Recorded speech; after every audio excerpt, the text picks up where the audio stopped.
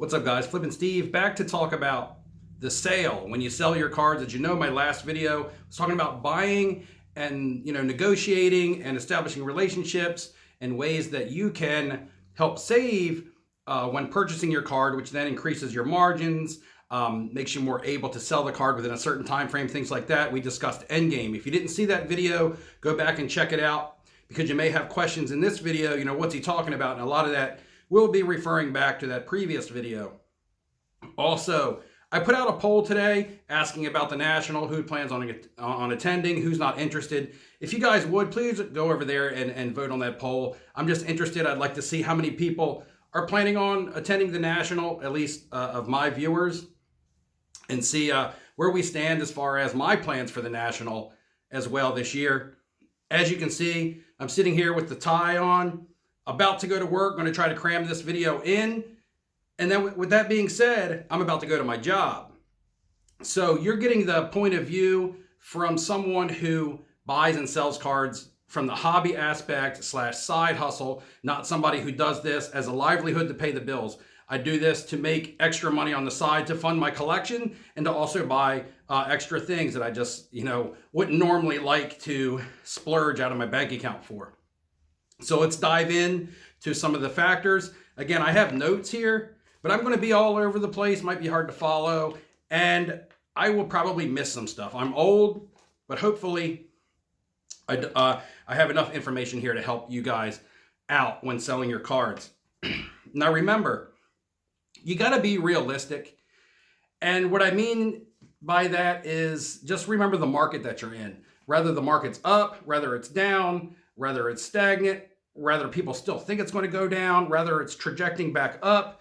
Just remember the market that you're in and be realistic when you go to sell your cards. You can't be selling cards now at 2020 prices or they just won't move, and you will scare off a lot of your potential buyers, and you will not build relationships like that. People won't come back to you because they'll be like, oh, that guy's really overpriced on his cards. So again, make sure you're realistic and you're not greedy. All right. Greed can come with, selling your cards at realistic prices. It can also come at when you decide to sell. So we'll touch on greed a little bit later. Where can you sell? Of course, you got all the platforms. The safe way is, eBay, because you have buyer protections and things, MySlabs, using PayPal. Whether you're using PayPal in a transaction that you make on Instagram where you can find some deals and things like that. I talked about these platforms in the buying video. Most of the places that you're going to be buying your cards, you're going to be selling them at the same place, just to different people. So make sure you take into account the fees and things that go with that, especially when you're looking at the difference between the fees of an eBay to a MySlabs. MySlabs doesn't get the type of eyes on the platform that eBay gets, so you're getting a smaller demographic of people looking at your cards. However, when you sell the card, in the end, you have a chance to net more money due to the fact that the fees are a lot lower. You can also send to platforms like ComC if you're selling in bulk. You can consign. I'll touch on consigning really quickly. Most of the time, I consign my lower end cards, anything between $50 to $100. I consign them in bulk. And when you consign, guys, just be happy with saying, hey, I want to average this much per card. If you send in 10 cards and you want to average $50 a card, you want to make $500, that's $50 per card. And if you see some cards are underperforming, there's always going to be cards that overperform as well, and it'll tend to balance. You may sell a card that's on the, hitting the market for $70, and it may go at auction for you for $50. But then you might have a card, that's $50 and goes for $60. So in the end, you're going to have a balance out. When you're selling in bulk, look at the total that you're making per card, as opposed to the individual card itself, what the actual card is. Look at it as 20 cards, and I want to average this card this much per card. And in the end, most of the time, you'll be happy with your total take-in at the end, as opposed to if you were to sell the cards one at a time. Again, auctions right now are running low. With that being said, if you have a really rare card that doesn't have comps out there, you can put it at auction and let the auction / market dictate the value of that card, as opposed to going out and trying to pinpoint that one particular buyer that's going to give you your premium. That's going to be up to you. Just remember, if you're looking to move a card quickly, auctions is mainly the way to go right now, because a lot of people aren't buying high. And let's talk about high. Buy it nows. When you list your buy it nows, we all know if you go to eBay to buy right now, most buy it now cards are going to be listed double, triple, even quadruple, I've seen, of recent market value. There's a card that I want to buy off someone, and the last 3 comps have been right around 95, 96 bucks. And this card has a $400 buy it now on it. And I actually offered 125. I even think I came up to 140. The person's still declining my offer. So just remember, I'm done dealing with that person, okay? So just remember, don't set your buy it nows so high that you scare off potential buyers. Again, if someone's scrolling eBay and you have 400 or best offer on a card that's selling for 50 bucks, more than likely, they're not even gonna give you an offer. But if you have it, more reasonably priced and you're realistic and not greedy, then you may get some offers. At least start a negotiation. You can't complete a transaction without starting a negotiation, all right? That's very important. I'm gonna relate this back to greed. I'm gonna tell a story also. Cutting ties with a card is okay. I once bought a card for 2,500 bucks. Before that card even got to me in the mail, it was selling for about 3,200 bucks. When that card arrived to me in the mail, did I turn around and sell it and make a quick profit? I did not. And that card started a downward trend, a downward spiral. It got to 1,800 bucks before I was able to cut ties with it. Now, I was $700 in the hole, but I was like, I need to cut ties with this card and get back into something that I consider to be safer and that may be able to go back up for me quicker than this card that's going down.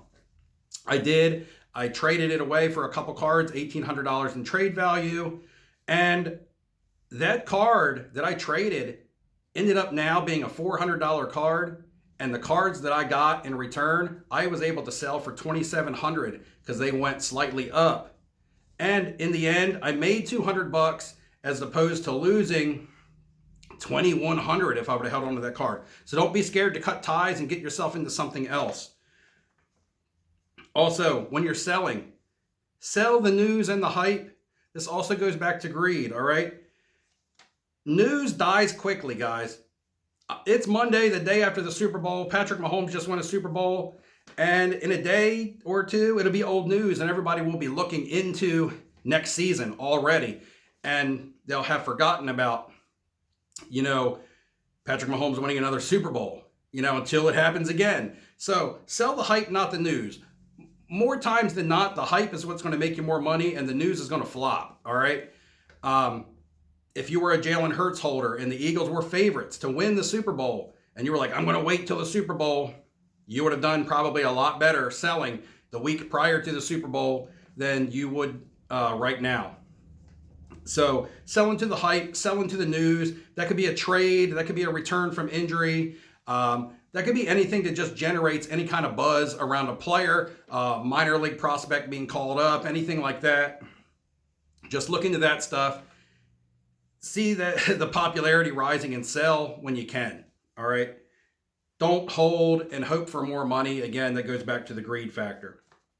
Another thing to take into account when you're buying cards to resell, are you going to grade the cards? A lot of times if you're buying nice raw copies of cards, grading is going to increase your margin at the end. But remember, there's going to be a time frame. There's going to be grading fees. So that's going to apply to every individual and what your end game was when you bought the card. Again, I talked about end game before. So grading is a way to increase your profits. We all know that, but it takes time and it takes money. And also it takes a keen eye for grading. So take all that stuff into account, but it is an option. Again, negotiating. I talked about not scaring people away. You don't want to start off with astronomical prices. However, you want to price slightly higher than what you're willing to take for a card. If you want to buy it, or if you want to sell a card for 500 bucks, don't tell somebody, hey, I want 900 for it. You're going to scare them away. But don't tell them, I'll take 450. Don't come right out of the gate 450. If you got a card with a $500 price tag on it, or you want to net 500 bucks, list it for 550. more than likely you're going to be happy taking $4.50 because you're always happy taking a little bit less as long as you're still in the green. And again, you both feel like winners, right?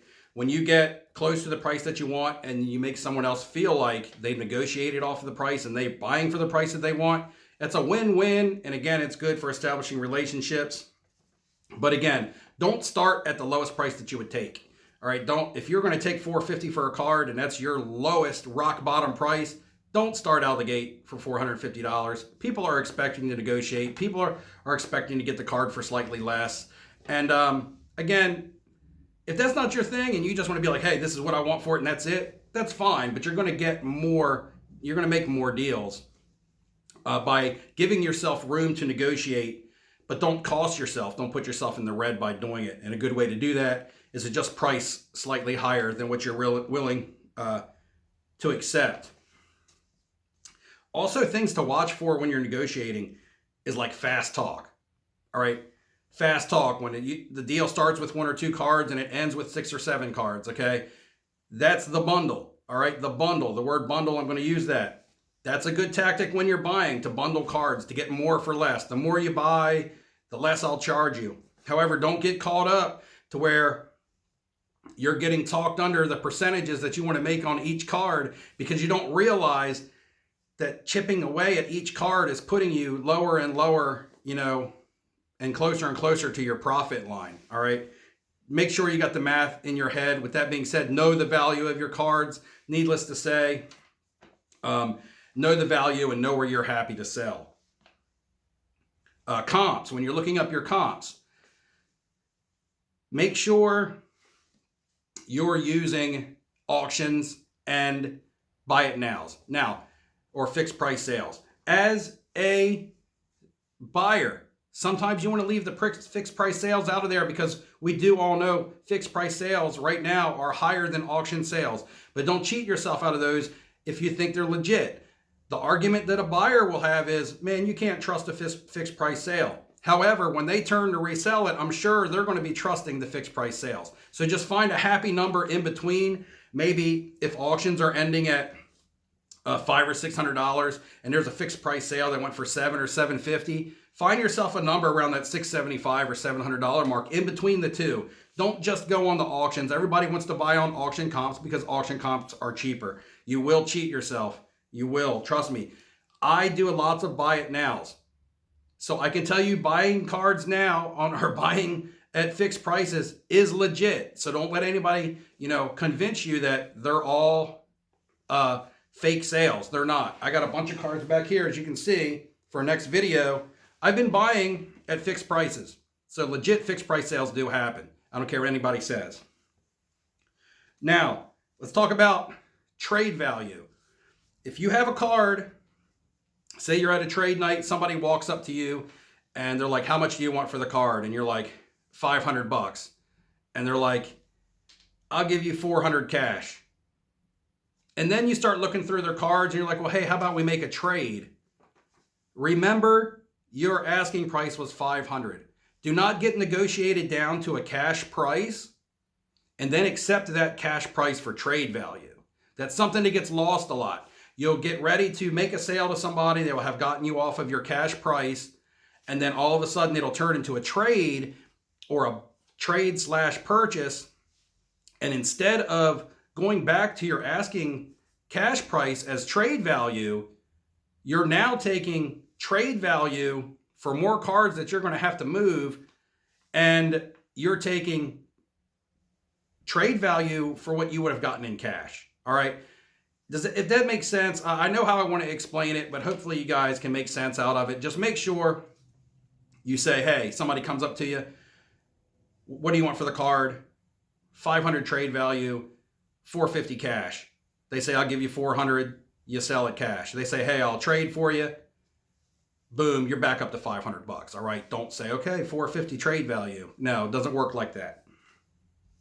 Also, depending on the types of cards that you like to move, you may want to trade up to get less volatile cards. A lot of times your cheaper cards that hit the market all the time where you have lots of buy our seller competition. There's lots of supply, you know, base cards, silvers, things that aren't numbered, things that you see 20 sales of, you know, within every couple days that have an established market value because enough of them sell. If you want to trade those types of cards up into one or two bigger, less volatile cards, or less volatile because basically you can start to name your price and the market doesn't dictate it. However, they may be harder for you to move. That could be a thing.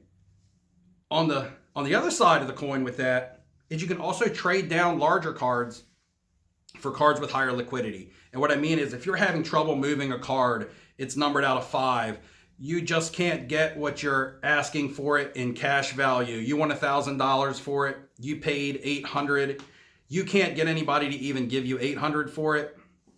And you can't move it because you can't, it's just too hard for you, both sides to meet on the value that you want.